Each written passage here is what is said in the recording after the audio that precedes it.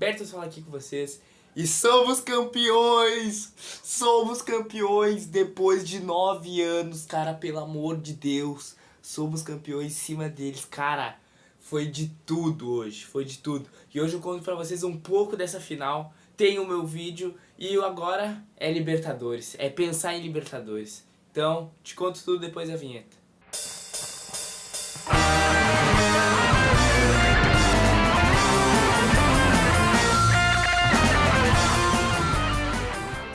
A gente ficou em um grupo que tem o Bahia, o Nacional e o Atlético de Nacional.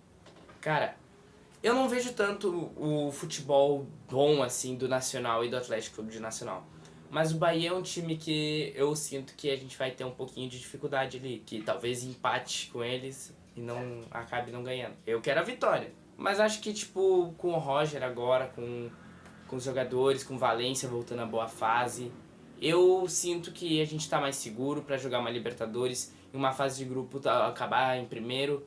E eu sinto então isso, que a gente vai ficar em primeiro, mas que a gente vai ter um pouco de dificuldade mais no Bahia. No Atlético de Nacional, cara, eles não vêm fazendo bons jogos, eu vi muito por cima, não vem fazendo bons jogos. E o Nacional é aquele, mano, é o meio de tabela, não fede nem cheira. Mas o Bahia já vem mostrando um bom futebol desde 2024 e agora em 25 estão ali, jogando bem. E, cara, não tenho medo, mas eles vêm fazendo um trabalho bom, tem jogadores qualificados que eu acho que podem incomodar um pouco ali o setor defensivo do Inter. E não tô falando do Everton Ribeiro, que tipo, todo mundo vê, eu falo do Bahia, lembra do Everton Ribeiro.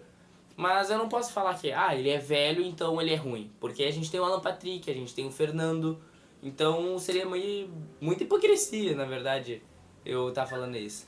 Mas ele tem jogadores muito bons, de velocidade principalmente. E, cara, o que eu acho que vai acontecer nesse primeiro jogo de Bahia e Internacional, lá no Castelão, eu acho que vai acabar 1-1. A gente vai empatar no segundo tempo.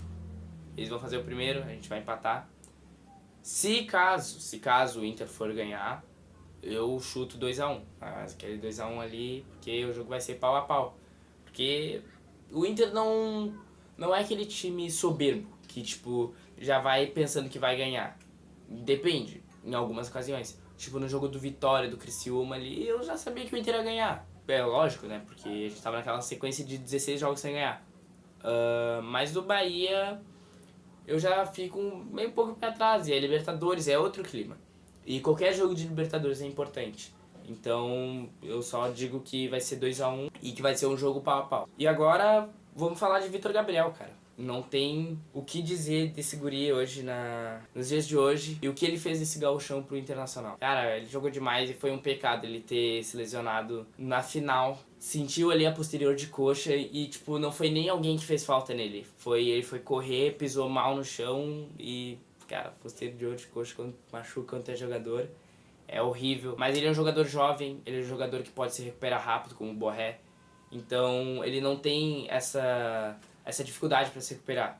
Agora, se fosse o Fernando, o Alan Patrick, tivesse uma lesão séria na posterior, ele poderia demorar mais. Claro, tem o caso do Bruno Gomes, que também se lesionou sério, mas é um jogador jovem. Só que, né, do mesmo jeito.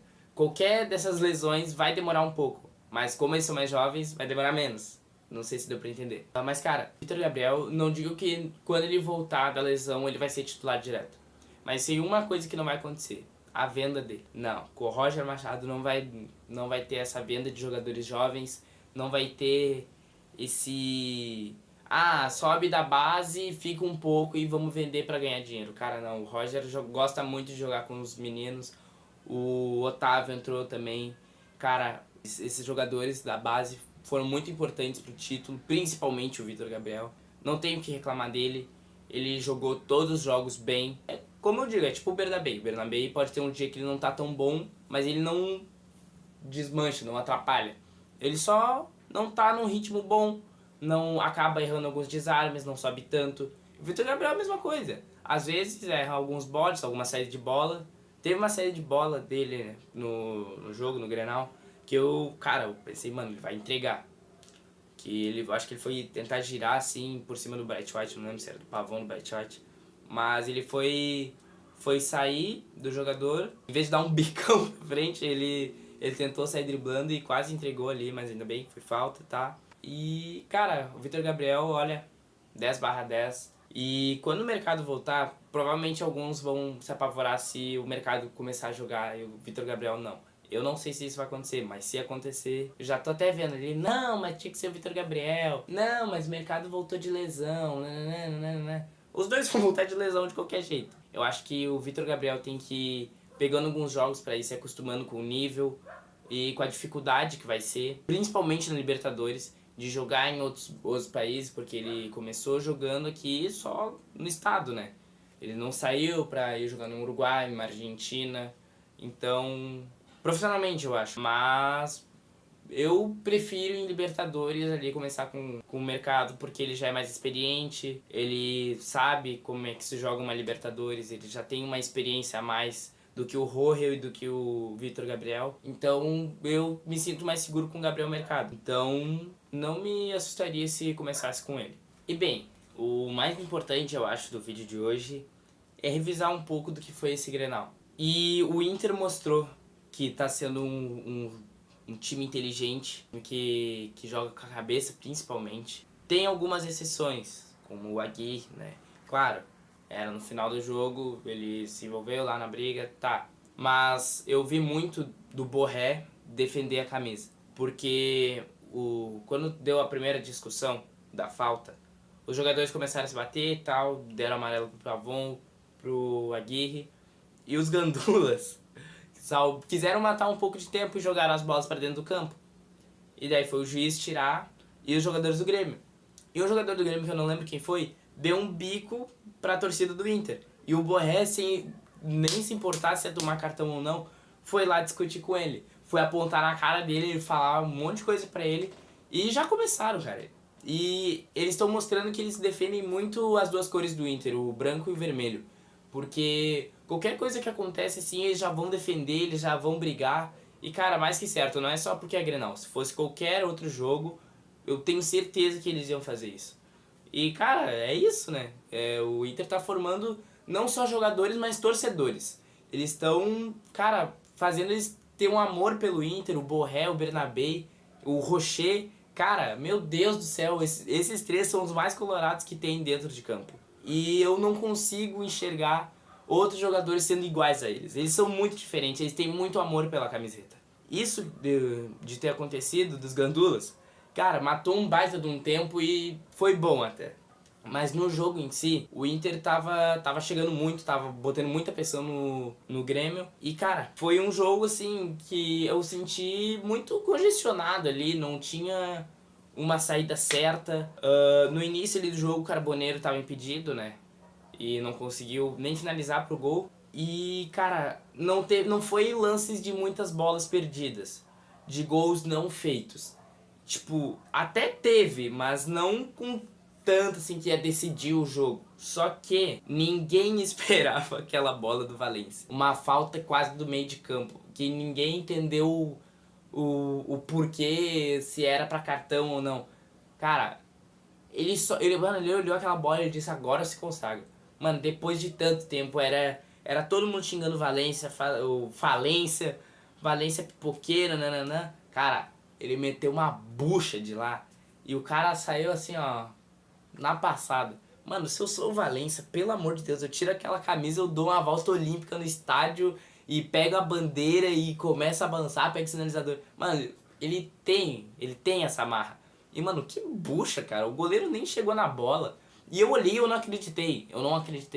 Na hora eu tava lá no Beco do Saci, eu tava gravando algumas coisas. E, tipo, eu vi a falta assim, mano, será que eu tenho que gravar? Eu deveria ter gravado.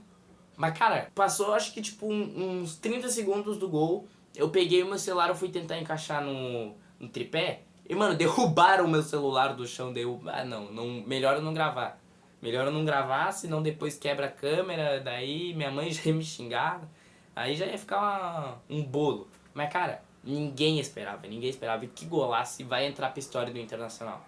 Não só como a gente foi campeão em cima do octa deles, mas porque foi um gol de falta de muito longe. e que, cara, em 100 chutes que ele ia chutar, um ia entrar. Então, cara, o Ener Valencia acertou uma bica de muito longe, uma bomba, cara. E tomara que esse gol tenha dado confiança pra ele, pra torcida também, ter essa volta de confiança no Valencia e que ele volte a ser aquele jogador decisivo, aquele jogador que corta pro meio e bate. E, cara, o Valencia foi uma peça muito importante desse jogo, não com a bola no pé, mas das movimentações que ele fazia. Ele puxava bem a marcação, ele incomodava lá na frente, ele tava sempre correndo por trás das linhas do zagueiro para dar aquela atrapalhada, aquela quebrada na linha, a linha do impedimento, né? Ele consegue fazer isso muito bem e, cara, ele não é um 9. Ele, tipo, parece um falso 9, né? Ele puxa mais o jogo, ele vem buscar mais a bola aqui no meio. E, cara, é muito bom ter o Valência no nosso time, né? Mas, dito isso, cara, o gol do Grêmio tava irregular. Tava irregular e, cara, não tem como não falar que o VAR errou e pode chamar de chorão, de mimimi. Cara, tava irregular, todo mundo sabe disso. Só que, né, é o Grêmio, vão roubar pra eles. Só que deu no que deu. No final a gente foi campeão, isso que importa. Mas que tava irregular, tava. Que foi pênalti, que cruzaram a bola, o Vitão ia cabecear. Não lembro se era o Vitão. Mas o cara pegou a bola, enterrou ela pra baixo e ninguém falou nada. Tava nítido. E garanto se fosse com qualquer outro time ou com o Inter também. Nem sei se iam marcar ou não, depende. Mas, cara, que vergonha do VAR. Que vergonha dessa arbitragem brasileira que sempre tá errando, que sempre tá prejudicando os jogos. E não, às vezes não marca um gol, às vezes não deixa a partida rolar, ou às vezes marca um impedimento que não existe, ou incomoda, dá cartão que não precisa, e cara, isso atrapalha muito o jogo. Mas pelo menos a gente conseguiu o que a gente tanto ansiava, né? Que era esse campeonato, que era um título. Então, muito obrigado por vocês estarem aqui. Compartilhem o vídeo, deem like, comentem alguma coisa. Então, até o próximo vídeo. E se Deus quiser, a gente vai ser campeão dessa Libertadores e de tudo. E, cara, é o Inter, mano. Falou.